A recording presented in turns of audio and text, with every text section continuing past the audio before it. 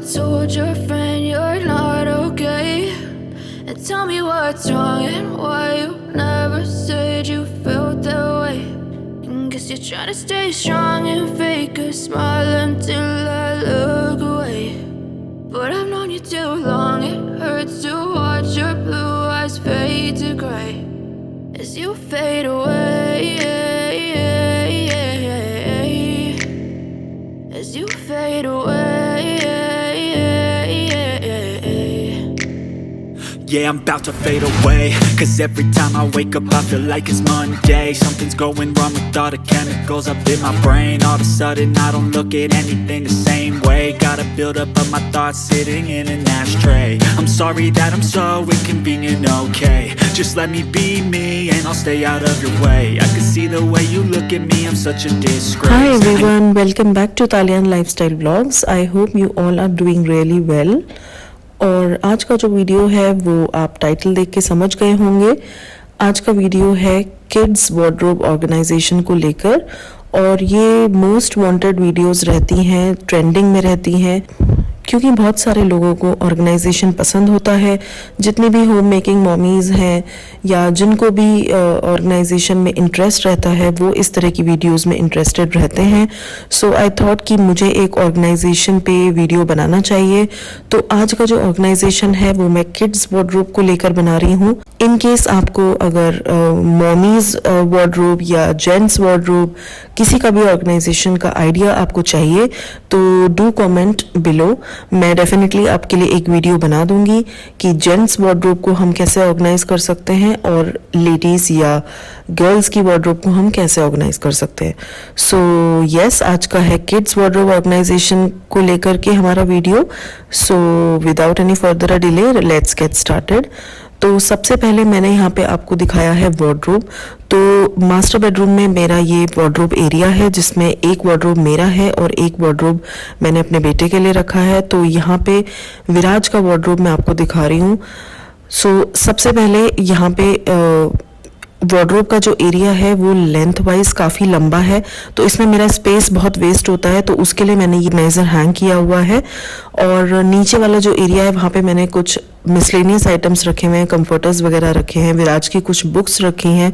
तो वो एक मिसलेनियस आइटम्स का एरिया है, क्योंकि अभी इतना ज़्यादा स्टफ़ विराज का नहीं है कि मुझे रखना पड़े।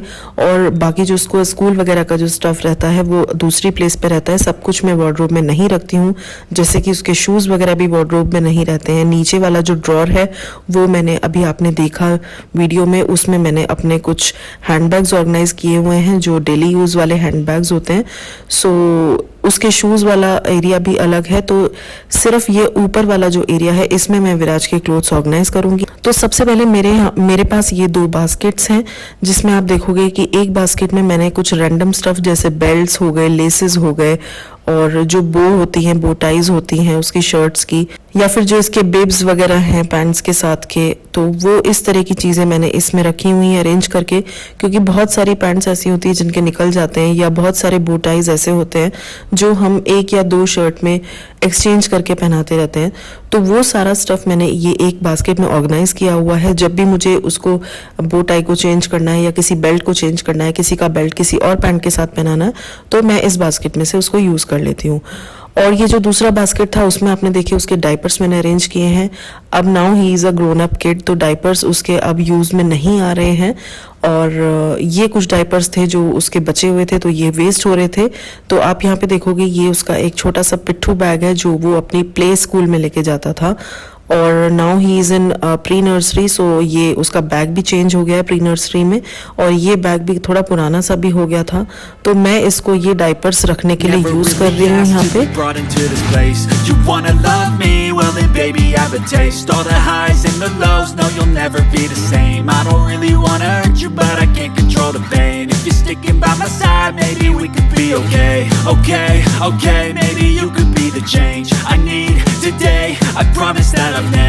मैंने वही सोचा कि इसको फेंकने से अच्छा है कि मैं इसको इस काम में ले लूं।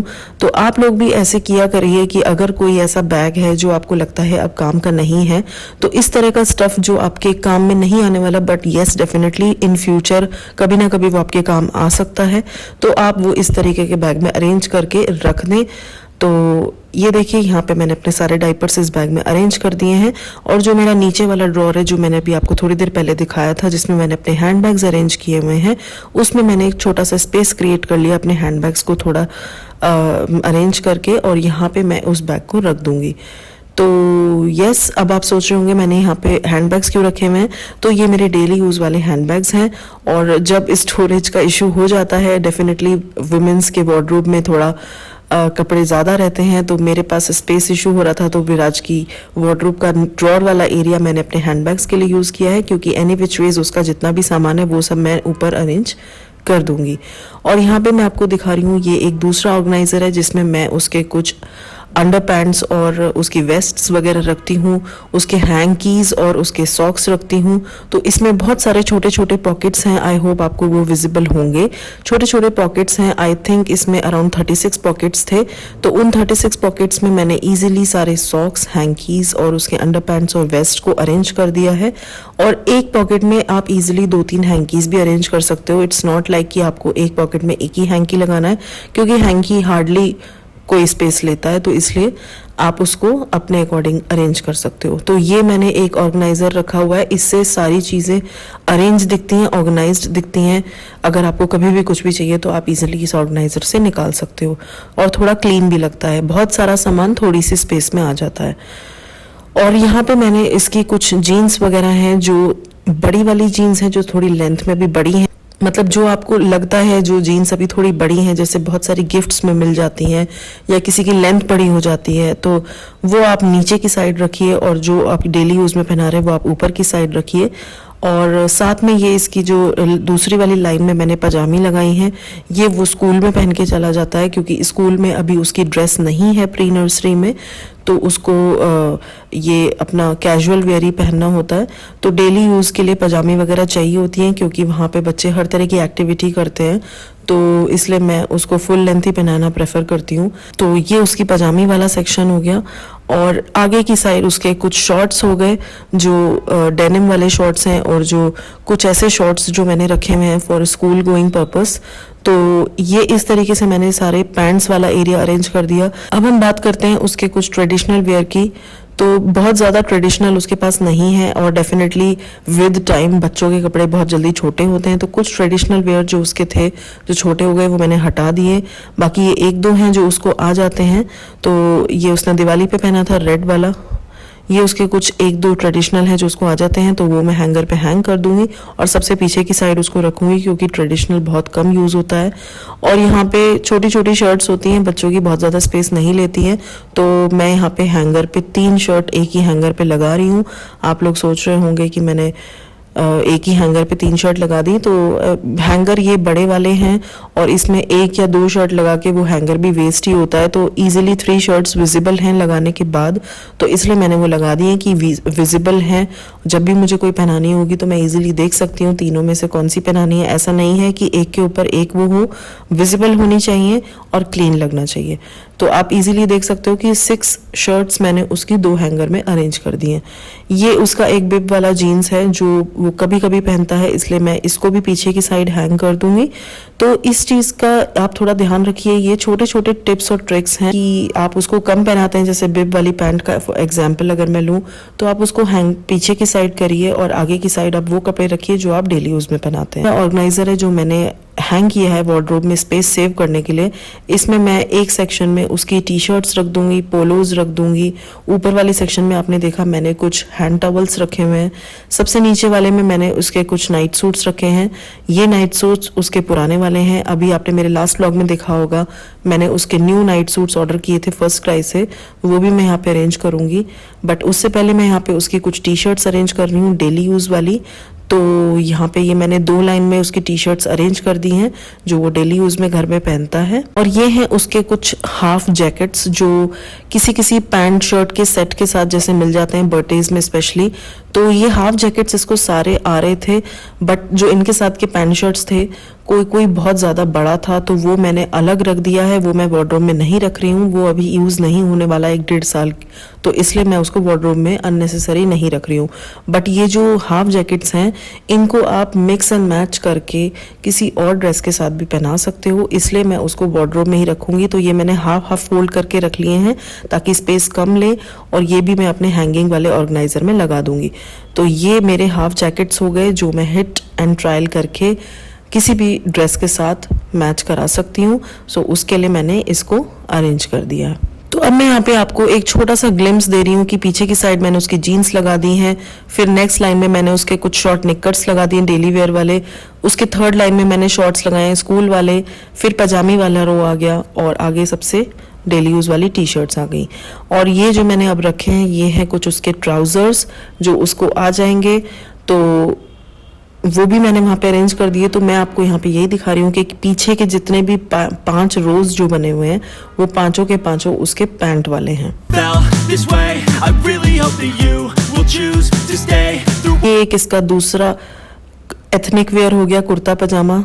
और यहाँ पे अगेन ये इसकी हाफ शर्ट्स मैंने निकालनी है क्योंकि समर्स आ गए हैं, तो हाफ शर्ट्स भी चाहिए। अगेन मैं एक हैंगर पे 3 शर्ट्स लगा रही हूँ, और ये एक इसका कुर्ता पजामा, ये भी ट्रेडिशनल वेयर है, तो ये भी हैंगिंग में सबसे पीछे की साइड चला जाएगा।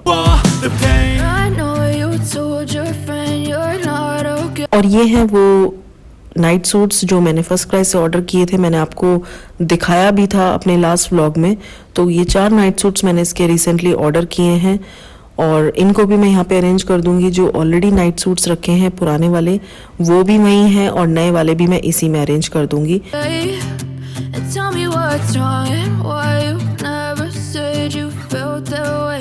और ये हैं कुछ अनप्रेस्ड कपड़े। तो ऑलवेज मेक श्योर कि जो शर्ट्स जो भी टी शर्ट्स या शर्ट्स बच्चों की आप प्रेस करते हैं तो उनको मिक्स ना करें, उनका एक अलग सेक्शन बना के रखें ताकि जब भी वो प्रेस हो जाएं उसके बाद आप उन्हें हैंग कर लें। तो वहाँ पे उस सेक्शन में मुझे स्पेस थोड़ा मिल रहा था, तो मैंने जितने भी शर्ट्स थे जो उसके अनप्रेस्ड थे वो मैंने उधर रख दिए ताकि जब मैं उन्हें प्रेस कर लूँ उसके बाद ही मैं उनको हैंग करूँ। और यहाँ पे मैं रख रही हूँ कुछ एक्स्ट्रा हैंगर्स जो इन फ्यूचर डेफिनेटली काम आते हैं। जो भी आपके अनप्रेस्ड कपड़े हैं या जो भी आपके वॉशिंग में कपड़े गए हैं, जब वो वापस आएंगे तो प्रेस करके आपको उन्हें हैंग ही करना है, तो आप कुछ एक्स्ट्रा हैंगर्स हमेशा अपनी वार्डरोब में रखिए। नीचे वाली बास्केट में मैंने यहाँ पे विराज के बाथ टॉवल्स रख दिए हैं, और ऊपर मैं आपको एक बार फिर से लुक दे देती हूँ। पीछे मैंने रखा है ऑर्गेनाइजर जिसमें उसके बेल्ट्स, बोटाइज वगैरह हैं। आगे वाले ऑर्गेनाइजर में अंडर पैंट्स और हैंकी सॉक्स वगैरह हैं। और इधर की साइड में पीछे के 3 रोज में सबसे पहले एक जीन्स वाला रो है, फिर डेली वेयर वाले निकर्स हैं, फिर स्कूल वाले शॉर्ट्स हैं, फिर पजामी हैं, फिर ट्राउजर हैं, और आगे के 2 रो में डेली यूज वाले टी शर्ट्स हैं। इधर पुराने वाले नाइट सूट्स हैं, इधर नए वाले नाइट सूट्स हैं जो हैंगिंग वाला ऑर्गेनाइजर है। इसके ऊपर जो पोलोज और टी शर्ट्स हैं वो स्कूल के लिए मैंने सेपरेट की हुई हैं। इसके ऊपर ये कुछ अनप्रेस्ड शर्ट्स हैं जो मुझे प्रेस करके हैंग करनी है, और इनके पीछे मैंने वो हाफ जैकेट्स रखी हुई हैं, और सबसे ऊपर मैंने कुछ हैंड टॉवल्स रखे हुए हैं। तो इस तरीके से मैंने इसका ये ऑर्गेनाइज किया है। और डोर पे भी मैंने ये हैंग कर दिए हैं जो डेली वेयर वाले कपड़े होते हैं, रैंडम मिसलेनियस, आप वो हैंग कर सकते हो। और यहाँ पे मैं आपको दिखा रही हूँ कि ये जो गिफ्ट्स वगैरह में पैंट शर्ट के सेट्स मिलते हैं उसमें से ये 3 शर्ट मुझे ऐसी लगी जो मैं पहना सकती हूँ, तो ये मुझे अभी वॉश करनी है, इसलिए मैंने इनको अभी वार्डरोब में हैंग नहीं किया है। मैं वॉश करूंगी, उसके बाद प्रेस करके उनको हैंग करूंगी। और अब आता है सबसे इम्पॉर्टेंट पार्ट जो इस वीडियो का मोस्ट इम्पॉर्टेंट पार्ट है। यहाँ पे मैं आपको दिखा रही हूँ विराज के कुछ ऐसे कपड़े जो इतनी जल्दी छोटे हो गए हैं कि विद इन नो टाइम, मुझे भी नहीं पता लगा इतनी जल्दी बच्चों के कपड़े कैसे छोटे हो सकते हैं।